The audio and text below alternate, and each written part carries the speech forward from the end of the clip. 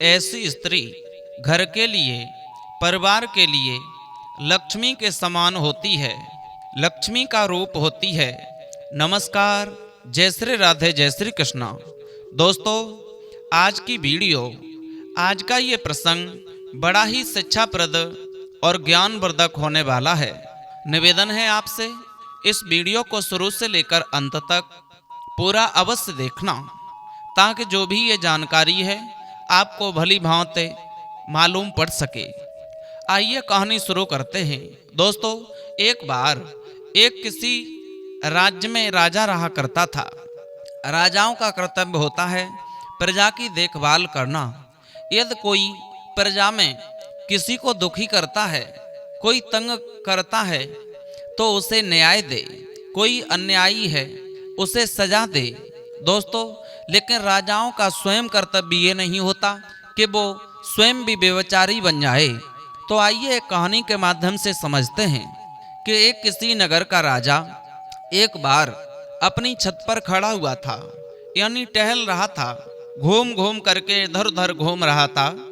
तो क्या होता है कि एक छत पर एक बड़ी ही खूबसूरत स्त्री कपड़ों को सुखाने के लिए आई है। छत पर अपने कपड़ों को डाल रही थी।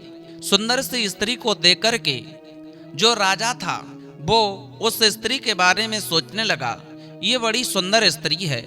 और उसने उस स्त्री को पहचानने के लिए, जानने के लिए अपने पास में बांधी को बुलाया और बांधी से कहा, है बांधी, ये जो स्त्री है ये कौन है? तब उसने, बांधी ने जवाब दिया कि ये जो स्त्री है ये जो कोई और नहीं, तुम्हारा जो मंत्री है, तुम्हारे मंत्री की पत्नी है। एकदम से बांदी की बात सुनी, उसके दिमाग में झटका सा लगा। सोचने लगा, वाह, हमारा नौकर है, उसकी पत्नी इतनी सुंदर है, इसके साथ में छल कैसे करूं? दोस्तों, काम जागृत हो गया और कुछ उल्टा सीधा करने का विचार मन में आ गया।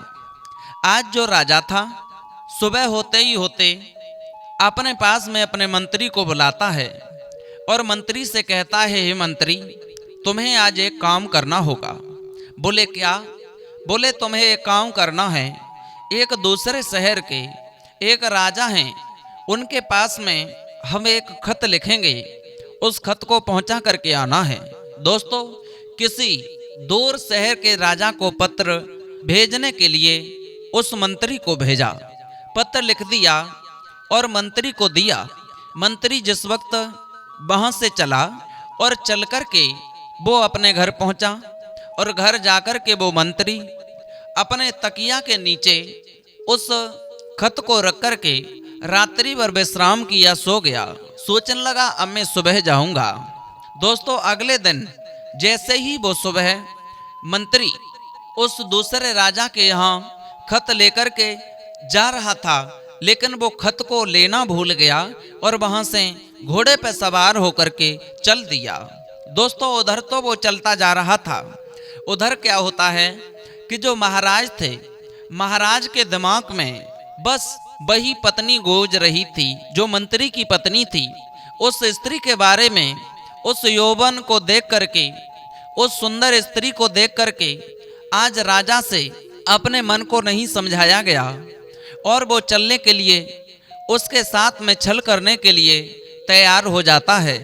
घोड़े पर सवार होकर के जैसे ही वो राजा और अपने मंत्री की पत्नी के घर पे पहुंचा है, जाकर के दरवाजा खटखटा दिया। यानी वो मंत्री की पत्नी ने दरवाजा खटखट की आवाज सुनी तो आवाज लगाई, कौन हो? जवाब दिया, पहले दरवाजा खोलो, मैं आपके शहर का मालिक हूँ, राजा। दोस्तों, ऐसी बात सुनी तो उसने जाते ही जाते दरवाजे को खोल दिया और महाराज को हाथ जोड़कर प्रणाम किया। महाराज, आज हम जैसे गरीबों की इस झोंपड़ियों में कैसे आने का मौका मिला और क्यों आए? दोस्तों, आज वो राजा जो था उस स्त्री की सूरत को देखे जा रहा था। नैन फटे के फटे रह गए, क्योंकि देखने में बड़ी सुंदर थी। अब तो वो मुंह से कुछ नहीं बोला। थोड़ी देर के बाद में बोला, हाँ, पहले बैठने तो दो, उसके बाद बताऊंगा कि मैं क्यों आया। दोस्तों, राजा को बिठाने के लिए उनके पास में वो अच्छे अच्छे बिस्तर और अच्छी अच्छी कुर्सियां तो नहीं थीं, लेकिन उसने अपने घर पे जो चारपाई थी उसे ही डाल दिया।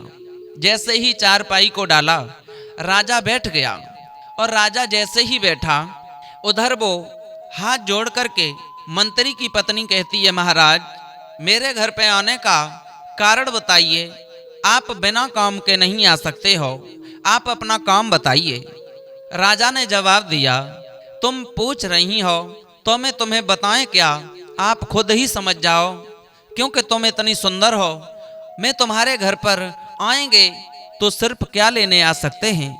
दोस्तों, ऐसी बात को सुनकर वो मंत्री की पत्नी मन ही मन में समझ गई, मुझे इसने गलत नजर से देखा है।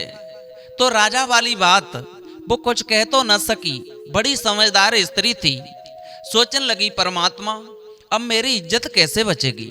यह राजा है, मैंने पहले अपने पति के अलावा किसी पर पुरुष को गलत दृष्टि से नहीं देखा, लेकिन आज यदि मैंने इस राजा के कहे हुए वचनों को पूरा नहीं किया तो यह राजा मुझे मार देगा।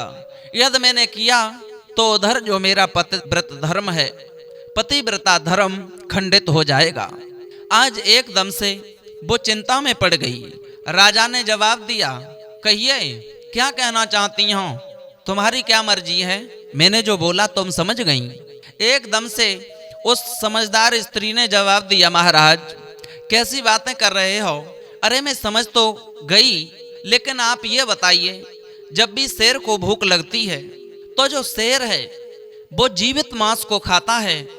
कभी भी शेर कितना भी थक जाए लेकिन मरा हुआ मांस नहीं खाता। आप तो शेर के समान हो। बताओ, जिस कुआं के पानी को तुम्हारा एक पालतू कुत्ता पी गया, अब उस पानी को तुम स्वयं पियोगे। दोस्तों, उस स्त्री की ऐसी बात को सुनकर राजा शर्मा गया और शर्मिंदगी महसूस करके उसकी बातों को सुन करके वहां से भागने लगा, चला। दोस्तों, कहते हैं जितना घाव गोली का नहीं होता है उतना घाव बोली का हो जाता है। उस समझदार सुंदर स्त्री ने अपना काम तमाम कर दिया, ऐसी बोली बोल दी कि राजा का मरना हो गया। दोस्तों, आज वो राजा अपनी इज्जत को बचा करके वहां से जब भागा तो राजा की जल्दी जल्दी में चारपाई के नीचे चप्पलें रह गईं। जब वो राजा तो वहां से चला गया, उधर क्या होता है, जो मंत्री था रास्ते में जब वो कुछ दूर निकल गया, उसे ध्यान आया कि मैं जिस कार्य करने को जा रहा हूं, राजा ने मुझे जहां भेजा है कि मुझे खत लेकर जाना है, लेकिन उन राजा के पास मैं खत तो लेकर नहीं जा रहा, क्योंकि खत तो मैं जब रात्रि में सोया था तो मैंने तकिया के नीचे रख लिया था, वहीं रह गया। आज उसने घोड़ा दौड़ाया तो घर पे पहुंचा और घर जाकर के जैसे ही उस तकिया से उस खत को निकाला तो उस चारपाई के नीचे महाराज की चप्पलों को जब देखा तो उस मंत्री के होश ठिकाने नहीं रहे। एकदम से पैरों तले जमी खिसक गई। सोचने लगे, वाह, मैं जिस स्त्री के ऊपर भरोसा करता था उस स्त्री ने मुझे धोखा दे दिया, और वो भी महाराज ने जिस कार्य को मुझे भेजा है। हमें क्या पता था कि इस कार्य को कभी उन्होंने नहीं भेजा। उनका ये पत्र भेजना तो एक बहाना था, उन्हें तो अपना मतलब हल करना था। कोई बात नहीं। मन ही मन में जब वो मंत्री जल गया, और वो कर भी क्या सकता था, क्योंकि एक वो राजा था। दोस्तों, जैसे ही वो मंत्री अपने काम करने को जाता है जो राजा ने कहा था, उस कार्य को करने के बाद वापस लौटा। वापस लौटने के बाद राजा के पास में पहुंचा तो महाराज ने दिखावा के लिए इनाम के तौर पर कुछ स्वर्ण मुद्रिकाओं को दिया है। आज उस मंत्री ने राजा के द्वारा उस इनाम को प्राप्त किया और लेकर के उसे बाजार में पहुंचा, और बाजार में जाकर के अपनी स्त्री के लिए बड़े सुंदर से वस्त्र खरीद करके लेके आया, गहने बनवाए। दोस्तों, जैसे ही उस इनाम से गहने बनवाए तो पत्नी को बताया कि आज मैं तुम्हारे लिए इतने आभूषण और ये जो गहने और वस्त्र लेकर आया हूँ, ये मुझे महाराज ने इनाम दिया था उसके हैं। बोले, ये तुम इनाम के सारे मेरे लिए क्यों ले आए?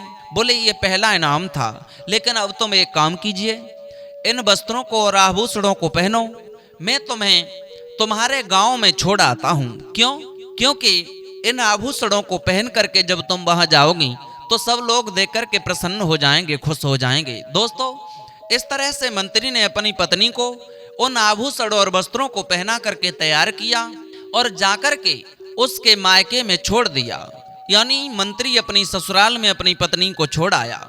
अब तो एक दिन नहीं, 2 दिन नहीं, लगभग 1 महीने से ज्यादा समय बीत गया। और जब 1 महीना बीता, जब उस पत्नी को बुलाने के लिए नहीं गया वो मंत्री, तो अब तो सबको चिंता होने लगी कि हमारी बेटी को हमारे दामाद पता नहीं क्यों बुलाने नहीं आए। तो आज मंत्री का जो साला था वो चलकर आया और मंत्री से कहता है, जीजा जी, आप हमारी बहन को क्यों नहीं घर पे बुलाकर लेकर आना चाहते?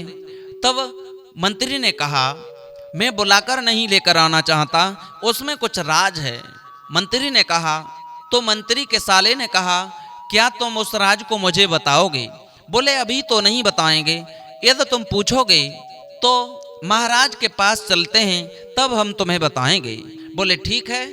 आज दोस्तों, वो जो साला था वो अपने मंत्री को यानी उस जीजा को साथ में लेकर के राजा के साथ में पहुंचा है और उनके बीच में भी और लोग न्याय करने के लिए आ गए। उन्होंने कहा कि अपनी बात को महाराज से रखो, तो जवाब दिया महाराज से रखो। तो वो साला सोच रहा है कि यदि मैंने महाराज के सामने इस भरी समाज में, भरी सभा में यदि अपनी बहन के बारे में मैंने बताया कि ये मेरी बहन को नहीं बुलाकर लेके आते हैं, हो सकता है कोई गलत कदम उठाया हो मेरी बहन ने, तो मेरे इन मंत्री ने यानी जीजा ने बता दिया तो फिर बात बिगड़ जाएगी, मेरा मरना हो जाएगा। तो उस बात को घुमा फेर करके संकेतों में समझाया। यानी अब देखेंगे कितने समझदार हैं मंत्री और उनके साले, और कितने समझदार हैं उनके राजा। दोस्तों, महाराज ने कहा, कहिए तुम्हारा क्या न्याय करना है? तब उस साले ने जवाब दिया, महाराज, मैंने एक व्यक्ति को बड़ा सुंदर सा बगीचा दिया था, एक बाग दिया था, उसमें बड़े अच्छे अच्छे फल लगे हुए थे और उसमें मीठा कुआं था। उसे जब मैंने दिया तो उस व्यक्ति ने उन फलों को भी बिगाड़ दिया और जो मीठा कुआं था उसे भी खराब करके रख दिया, और उसके बाद में उस बाग को मुझे वापस लौटा दिया। कहिए अब मैं क्या करें? क्या मैं उस बाग को वापस ले लें? और खराब बाग को कैसे वापस ले लें, क्योंकि सारे फलों को खराब कर दिया। उसी वक्त बीच वाला इंसान था, वो कहता है मंत्री से, कहिए क्या ये तुम्हारा साला कह रहा है, ये सत्य कह रहा है? तब उसने जवाब दिया, मंत्री ने जवाब दिया, सुनो महाराज, वैसे जो ये कह रहे हैं वो सही है। जैसा भी मुझे बाग दिया था वो मैंने बाग बड़े अच्छे तरीका से, बेहतर ढंग से सजाया है। उससे जैसा मुझे दिया था उससे और अच्छा किया है, और उसे मैंने जो वापस किया है वो किसी गुस्सा में नहीं, यानी क्रोध में नहीं, उसे जो मैंने वापस किया है वो अपने बचाव के लिए वापस किया है, क्योंकि जो मुझे दिया था उससे बेहतर ढंग से उसे मैंने वापस करके दिया है। बोले कैसे? हाँ, मंत्री के साले ने जवाब दिया, हाँ उससे अच्छा दिया है मुझे, क्योंकि उस समय इतने आभूषण वगैरह उसकी ससुराल से दहेज में भी नहीं इतना कुछ सामान मिला था, उतने से ज्यादा उस मंत्री ने अपनी पत्नी को ससुराल में जब भेजा था तब दिया था। दोस्तों, अब बीच वाला इंसान कहता है, तो फिर ये बताइए उस बाग को जो तुमने वापस किया है उसका कारण क्या है, तुमने वापस क्यों किया?